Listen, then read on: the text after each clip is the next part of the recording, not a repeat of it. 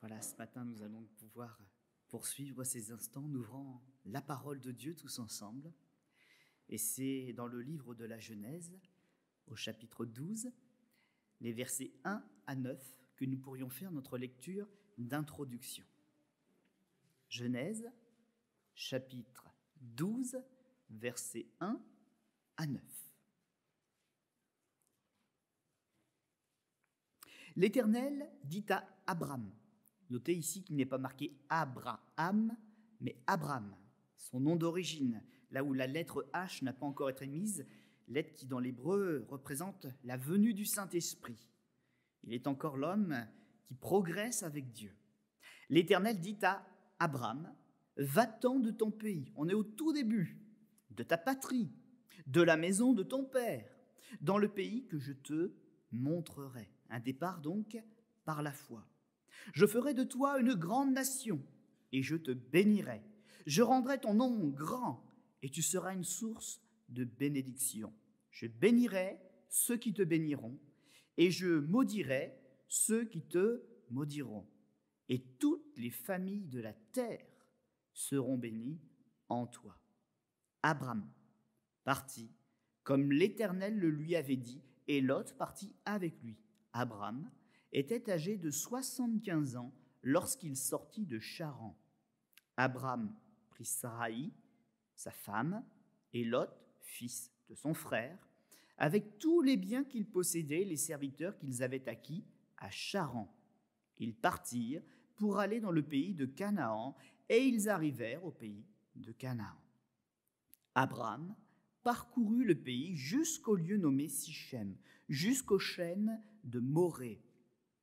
Les Cananéens étaient alors dans le pays. L'Éternel apparut à Abram et dit, « Je donnerai ce pays à ta postérité. » Et Abram bâtit là un autel à l'Éternel qui lui était apparu. Il se transporta de là vers la montagne, à l'orient de Béthel, et il dressa ses tentes, ayant Béthel à l'occident et Haï à l'orient. Il bâtit encore là un autel à l'Éternel, et il invoqua le nom de l'Éternel. Abram continua ses marches en s'avançant vers le midi. Amen.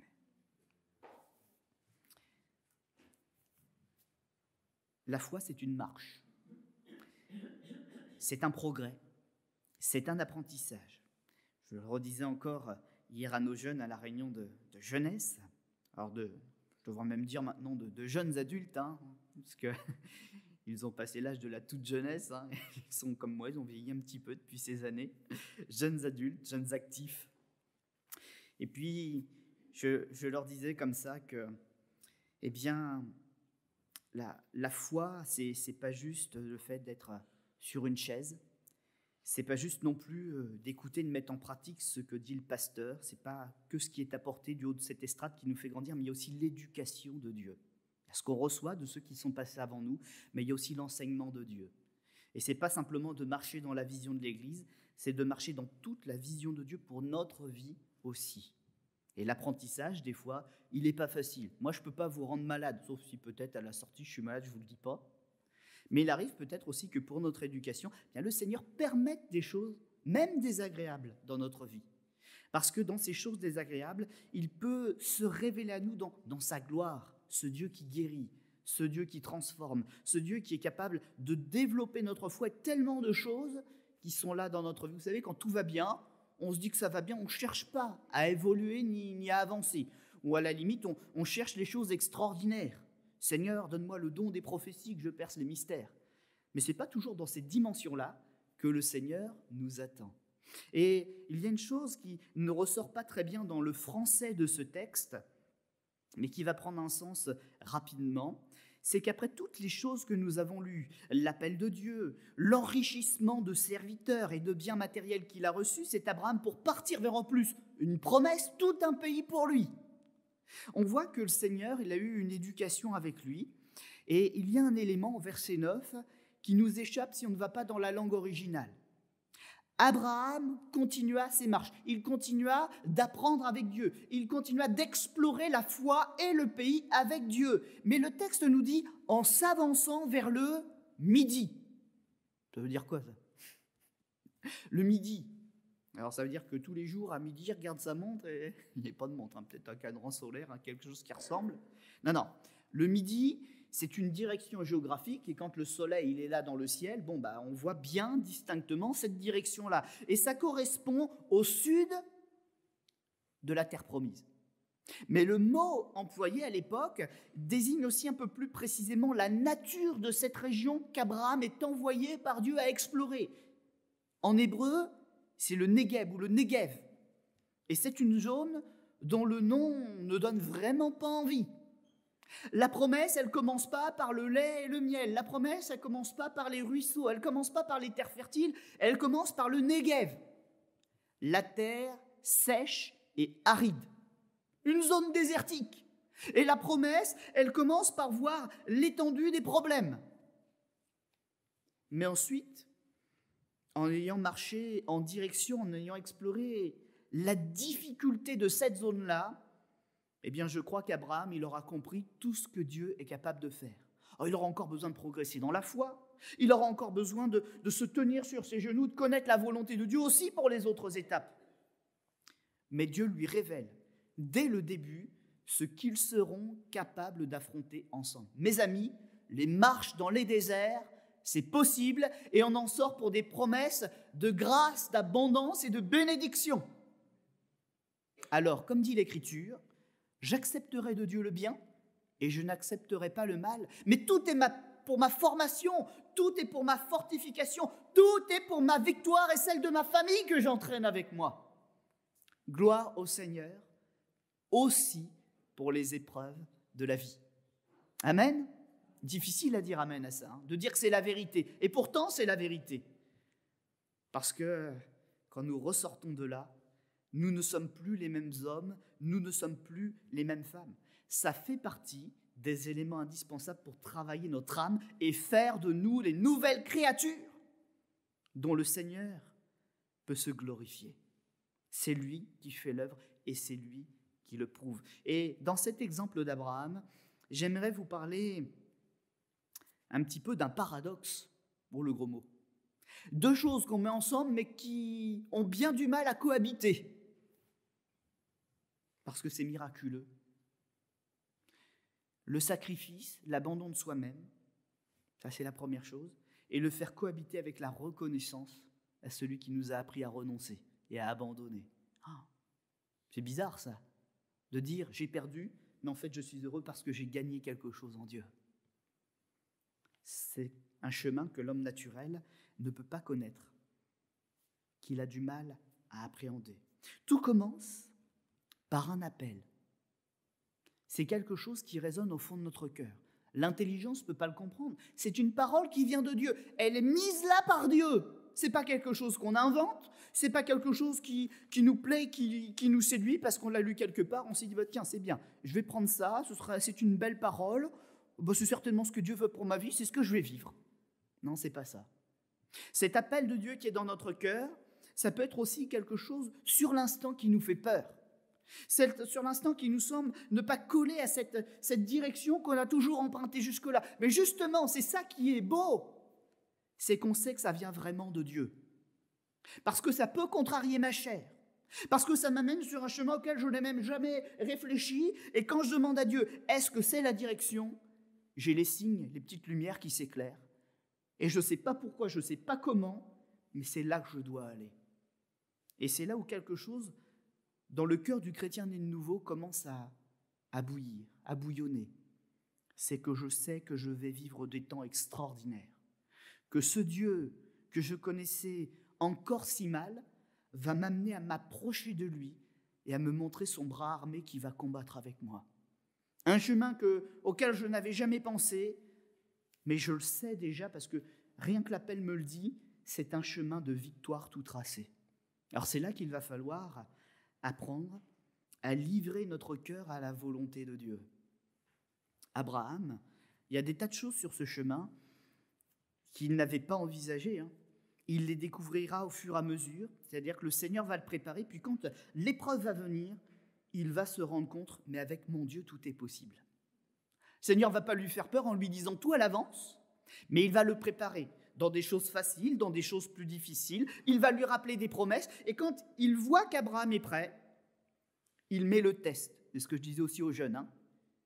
Si on veut pouvoir progresser en société, si on veut pouvoir avoir accès à certains travaux, à un certain travail, il faut bien passer par l'examen qui dit qu'on est apte. Si on veut un poste où c'est bac plus 2, eh ben, le bac plus 2, il va falloir le passer un jour. Il va falloir s'asseoir derrière une chaise, il va falloir se mettre à un bureau, et puis les heures de travail, de révision pour remplir la copie avec des bons raisonnements, des bonnes réponses. Pour avoir le niveau, il va falloir le faire. On ne peut pas fuir les épreuves de Dieu si on veut le résultat à la fin. Et je crois que le Seigneur peut nous surprendre ce matin, parce que je crois qu'il est riche en bénédictions, mais qu'il est riche en appels. Qui répondra à l'appel du Seigneur? Il l'a dit plusieurs fois dans l'Écriture, notamment dans l'Ancien Testament, mais encore dans le Nouveau. Qui se lèvera pour moi? Qui enverrai-je? On en a vu se lever tout au long des pages de l'Écriture. Est-ce qu'il n'y a eu que des victoires éclatantes et des miracles? Il y en a une quantité dans la vie de chacun. Mais il y a aussi eu des étapes difficiles. Et ces hommes, ces femmes, se sont montrés aussi fidèles dans les temps difficiles que dans les temps faciles. Et je crois même que nous, on a retenu leur exemple parce qu'ils ont tenu dans les temps difficiles. Abraham, il a eu une promesse de Dieu. Et on voit que cette promesse-là, elle n'a pas été pour lui l'occasion de forcer les portes non plus. Vous avez vu que le Seigneur a dit qu'il lui donnerait un nom. Je rendrai ton nom grand. Je ferai de toi une nation. Moi, je ne sais pas. Si le Seigneur m'avait dit quelque chose comme ça, sans faire ma petite poussée d'orgueil, je pense que dans mon cœur et dans mes prières, j'aurais souvent dit, Seigneur, c'est quand? C'est quand que je suis grand? C'est quand que je reçois? C'est quand? Et quand je vois l'Écriture, je vois qu'Abraham, il a été capable d'attendre très, très, très longtemps à Charan. Et il n'y a aucune prière revendiquant ces choses qui soit venue jusqu'à nous dans les Écritures. Ça veut dire que ce n'était peut-être pas si important à ses yeux d'être grand. Mais en tout cas, il n'a jamais oublié une chose, c'est que le Seigneur l'a envoyé vers une terre improbable qu'il ne connaissait pas pour la découvrir.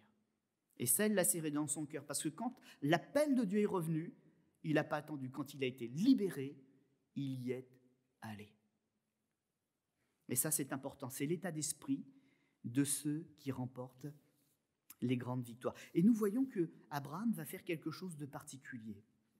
À chaque endroit où Dieu va lui permettre de s'arrêter, où Dieu va lui parler, il va être l'homme reconnaissant. Qu'il y ait quelque chose de facile ou qu'il y ait quelque chose de dur, il s'arrête et il dresse des autels. Il dresse des endroits où il se souvient. Je le dis souvent, parce que c'est quelque chose qui m'a toujours marqué, mais ma grand-mère et ma mère, à chaque fois que Dieu leur a parlé, elles reprenaient leur Bible, elles ouvraient la petite page de garde, vous savez, où il y a une page un peu blanche ou cartonnée. Elles écrivaient la date, la parole de Dieu et le jour de l'accomplissement. Elles dressaient une marque de souvenir dans la parole du Seigneur pour glorifier leur Seigneur. Et quand ça ne va pas, vous savez ce qu'elles font? Compte les bienfaits de Dieu. Connaissez ça? Elles reviennent à la parole. Et quand ça ne va pas, elles disent, il a été fidèle, il a été fidèle, il a été fidèle, il a été fidèle, il a été fidèle. On peut continuer longtemps. Et il le sera encore. Je lisais une parole dans Ézéchiel. Elle disait ceci. Je suis l'Éternel qui te rétablit, donc je te rétablirai. Il parlait de la santé spirituelle, mais il parle peut-être aussi de la santé physique ce matin. Je te rétablirai, donc tu seras rétabli. Reçois cette parole, mon frère, ma sœur. C'est la nature de Dieu. Yahvé Rapha, l'Éternel qui te guérit, et il n'a pas changé. Si ce matin il fait une promesse à quelqu'un qui est présent, c'est pour qu'elle l'entende et qu'elle ravive sa foi pour y croire et que le miracle devienne réalité. Dieu n'en a pas fini avec nous. L'épreuve est peut-être là, mais Dieu ne nous laisse jamais dans une épreuve. Ce n'est qu'un test pour nous réveiller et nous montrer que le nouveau niveau est atteint et que maintenant il faut continuer à marcher plus loin avec lui. Oui, c'est vrai, nous commençons peut-être par le désert, et qu'importe, puisque nous irons jusque dans l'endroit où tout devient glorieux. Vers où nous marchons, frères et sœurs? Où nous emmène la promesse de Jésus-Christ, lui qui est le chemin? Il nous emmène dans la vérité. Ça, des fois, ça peut être difficile à accepter la vérité, à se remettre en question. Mais la destination, c'est où? C'est la vie en abondance, où les brebis ne manquent de rien parce que le bon berger, il veille et il donne tout ce qu'il a pour ses brebis. Les images de l'Écriture sont claires. Il compare le royaume des cieux aussi à des pâturages sur les lieux élevés, inaccessibles à nos adversaires. C'est là qu'est notre destination. On commence en bas, mais quand on arrive tout en haut, dans la maison même du berger qui nous prépare une place, qui nous a préparé une place. N'oublions donc pas d'être reconnaissants pour l'appel, c'est-à-dire pour le point de départ, reconnaissants pour le chemin parcouru, reconnaissants aussi pour les choses que le Seigneur a mises devant nous et qu'il a permis de grandir. Abraham n'a pas dressé des autels que pour les souvenirs des bonnes choses. Vous vous rappelez qu'une fois, il est parti avec son fils. Son fils ne savait pas ce qu'il allait apprendre ce jour-là, mais il savait qu'il devait partir avec son papa. Et le papa lui a dit, on va faire un sacrifice. Et tout pour le sacrifice. Même tout. Manquait une chose quand même, hein. Manquait l'agneau. Manquait le sacrifice lui-même. Mais le Seigneur ne s'était pas trompé, hein. Il ne manquait pas quelque chose dans la formation. Mais il y avait quelque chose d'encore plus grand à apprendre que le sacrifice d'un agneau. Sacrifice d'une bête du troupeau qu'on a vu en abondance par la bénédiction de Dieu. Et ce matin, j'aimerais poser cette question à chacun d'entre nous. Sommes-nous prêts à tout déposer sur l'autel de la consécration? Sommes-nous prêts à tout abandonner à Dieu? Parce que souvent, on le dit, souvent, on le chante, souvent, on aimerait croire qu'on est capable de le faire. L'autel est là, le bois est là, ce qui est nécessaire pour allumer le feu est là. Mais est-ce que j'ai vraiment déposé tout ce qui a de l'importance à mes yeux sur l'autel de Dieu?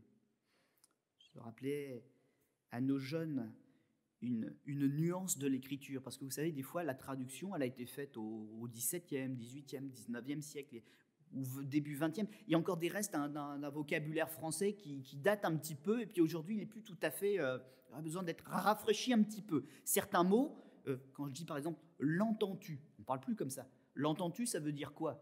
Est-ce que tu comprends ce que je suis en train de te dire? Est-ce que ça rentre là pour ressortir là ou est-ce que ça rentre pour rester? L'entends-tu? Le comprends-tu? On voit bien que là, déjà en français, même si c'est très français, il y a longtemps que c'est sorti de notre façon de l'utiliser, ce mot-là. Et quand le Seigneur nous dit que ses vrais disciples, ce sont ceux qui sont prêts à haïr leur père et leur mère pour le suivre. Ça ne veut pas dire qu'il faut haïr notre père ou notre mère. On est bien d'accord qu'en plus, si notre papa ou notre maman sont des chrétiens, on ne va pas haïr d'autres chrétiens, ça n'a pas de sens. Ça n'a pas ce sens-là. Ça veut dire, fais-tu de Jésus l'absolue priorité?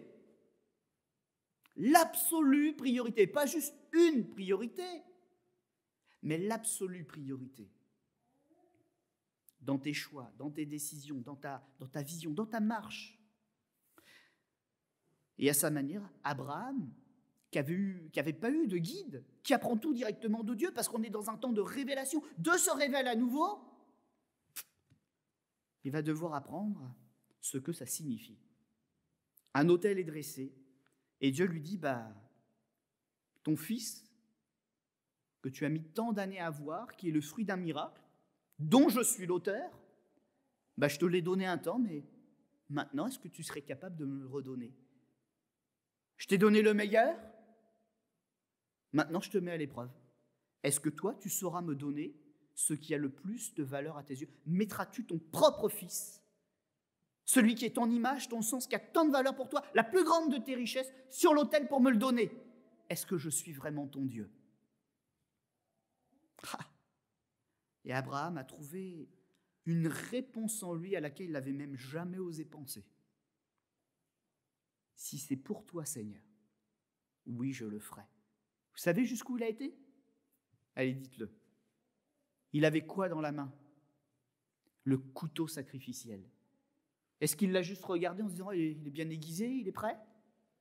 Il l'a levé au-dessus de son fils. Il était prêt à aller jusqu'au bout de l'acte. Et c'est Dieu dans son amour qui a dit, mais le fais pas. Le fais pas. J'ai pourvu. J'ai pourvu. Regarde là-bas, il y a un bélier dont les cornes sont prisonnières d'un buisson. Est-ce que Dieu avait besoin de faire ça pour lui-même? Est-ce que Dieu a besoin de ça pour lui-même? Le Dieu de toute richesse. Celui qui avait besoin de ça, c'était Abraham pour apprendre. Le Seigneur ne nous demande pas des actes de barbarie ou inconsidérés, mais des fois il nous met vraiment au pied du mur. Il permet qu'on aille jusque-là pour qu'on réalise ce que c'est que la consécration et certains autres concepts comme celui-ci. Mais il n'est pas le Dieu injuste qui nous retirera qui mettra de la souffrance dans notre vie. Vous savez, le Seigneur fait des bénédictions et ce qu'il donne n'est suivi d'aucun chagrin. Mais je vois quand même que la marche de la foi, elle a un but, c'est d'éliminer en moi les défauts. Et ce matin, j'aimerais amener chacun d'entre nous au pied de l'autel pour que nous nous rappelions qu'il faut continuer et persévérer à accepter que le Seigneur, par ses épreuves, par ses tests, enlève nos défauts. Il faut qu'on continue de progresser, frères et sœurs. Il faut qu'on continue d'avoir de l'amour pour la parole. Il faut qu'on continue d'entretenir le feu, le vrai feu et la vraie offrande sur l'autel pour que notre vie soit un réel sacrifice de bonne odeur au Seigneur. Abraham a commis des erreurs, comme chacun d'entre nous, mais ce que nous voyons, c'est qu'il y a une façon de réagir à l'erreur. C'est de confesser la faute. Et puis, c'est de revenir pleinement de tout notre cœur à l'autel, un retour à l'autel. Et ce que je vois dans la vie d'Abraham et dans la vie de tous ceux qui sont revenus à l'autel, c'est qu'il y a même eu de la reconnaissance. Le Seigneur ne les a jamais rejetés quand ils sont revenus en disant « Non, tu n'es plus digne de déposer sur l'autel ». Mais celui qui vient pour abandonner son péché, pour confesser sa faiblesse, ce que je vois, c'est que le Seigneur se réjouit d'une offrande aussi bizarre. Un cœur contrit, un cœur qui est entaché, mais le Seigneur est quand même prêt à l'accepter et à tout reprendre à zéro avec lui.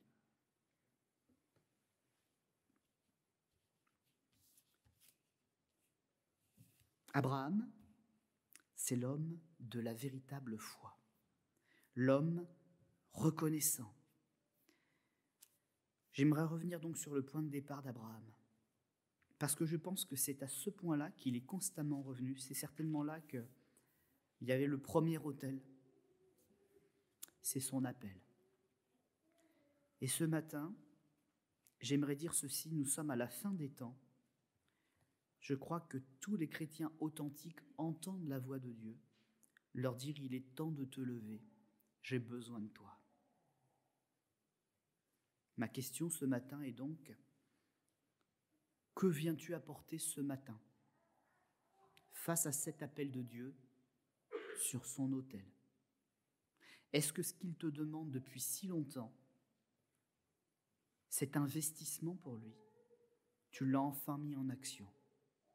Es-tu celui qui va vraiment consumer et apporter sur l'autel ce qui a réellement de la valeur à tes yeux? Vous savez que les remises en question peuvent être difficiles. Je ne vais pas aller tellement plus loin ce matin, je vais m'arrêter à ce dernier exemple.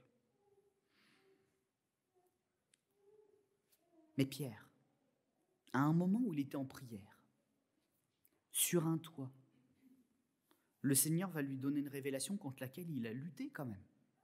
3 fois. La vision du drap, vous vous rappelez? où il y avait toutes sortes de choses dedans, toutes sortes d'animaux, et puis le Seigneur lui dit, tue et mange. Ah non, Seigneur, c'est impur. On sent qu'il y a quelque chose qui ne va pas. Le Seigneur lui-même lui dit de le faire, un Seigneur qu'il connaît très bien, et il dit au Seigneur, Seigneur, tu te trompes là, tu me tentes, Seigneur. C'est impur, je ne le ferai pas, mais je ne le ferai pas pour toi. Hein. Le Seigneur lui dit de le faire. On est comme ça, hein, avouez. Moi, je l'avoue, je suis comme ça.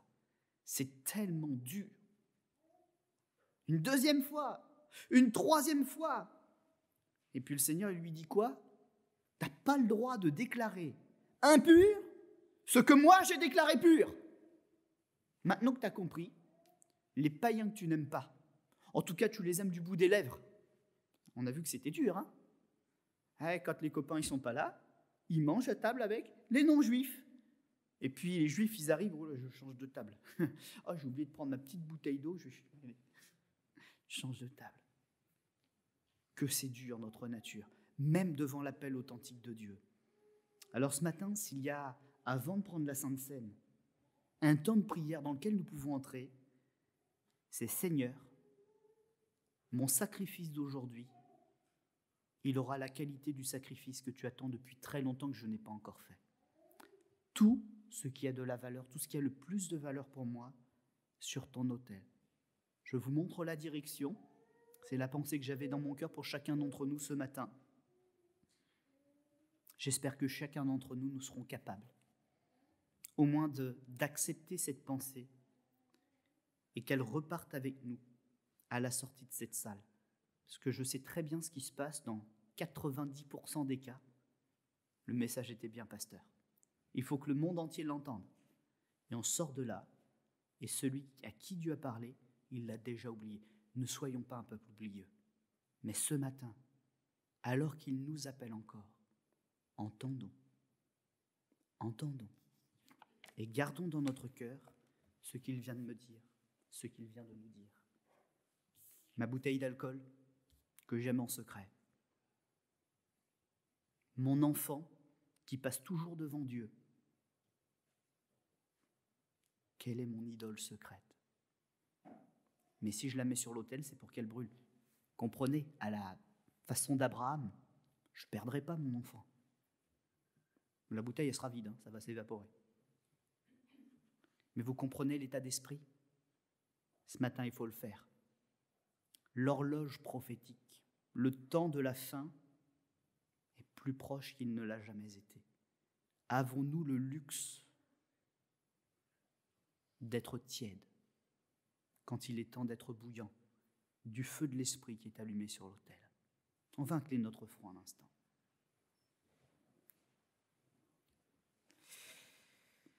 Quand je vois la vie d'Abraham, je suis presque extasié, ébahi. Qu'un homme soit capable d'avoir eu la vie, les expériences, l'approbation de Dieu comme Abraham l'a eu. Je suis émerveillé, Seigneur. Et dans mes rêves d'enfant, je me disais toujours, je veux être comme lui. Puis j'ai grandi, et il m'est même arrivé de dire, j'ai surtout pas envie d'être comme lui. Parce que la belle histoire de la victoire, j'ai ensuite compris les difficultés que ça représente quand on est un homme, de les vivre. Ma fierté m'a parfois bloqué, mes concepts, mes attentes, ces besoins que je faisais passer en priorité devant la volonté de Dieu qui me disait d'abandonner, ont été des blocages. Mais ce matin, je vis de la vie de Dieu. J'ai connu combien il est capable d'agir. Je sais ce qu'il a été capable de faire dans ma vie, dans la vie de mes proches et dans l'histoire de son Église. Ce matin, je vais venir devant Jésus lui dire merci pour son sacrifice. Mais moi, comment est-ce que je vais lui manifester ma reconnaissance? En lui apportant mes bobos, encore une fois, ou en faisant ce qu'il attend de moi depuis si longtemps? Un progrès, un véritable progrès. Marcher dans sa direction et ne pas juste savoir que Dieu a un plan pour ma vie. Alors Seigneur, des autels, j'en ai dressé beaucoup, mais au final, est-ce que c'était les autels de souvenirs heureux?